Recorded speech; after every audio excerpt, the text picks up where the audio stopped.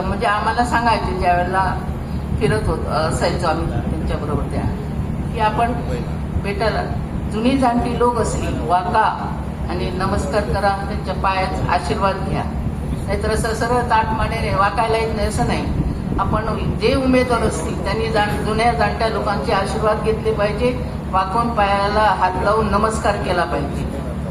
दुसरं म्हणजे दीपकबाई म्हणायचे की आपण जिथे जातो आणि ज्यांना हात देतो, आपला हात ज्याने घट्ट धरला तो आपल्याशी एकदम लॉयल आहे आणि आपल्याला सपोर्टेड आहे. पण असं नुसतं वरच्यावर हलवला ना की समजायचं की हे आपल्याकडून जरा दुरावलेले लोक आहेत. मग दीपकबाई तिथे जास्त वेळ काढायचे, बाबा रागावर आहात का, काय झालंय, काय प्रॉब्लेम झाले आहेत का, याची चौकशी करायची.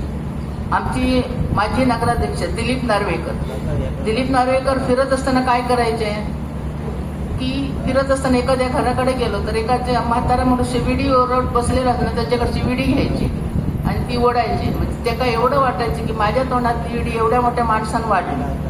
खैसर आहे कोणाकडे गेलं घे पेज वाटीभर असं कधी घे त्यांच्याकडची पेज. म्हणजे आपण तुमच्या बरोबर आहोत, आम्ही तुमच्यासारखेच आहोत, कोण मोठा आणि कोण लहान नाही. म्हणजे अशी ही इलेक्शनची ही असते ती जुन्याकडून जरा शिकून घ्या. तुम्ही सजमू नका. इलेक्शन काय खायचं काम नसतं.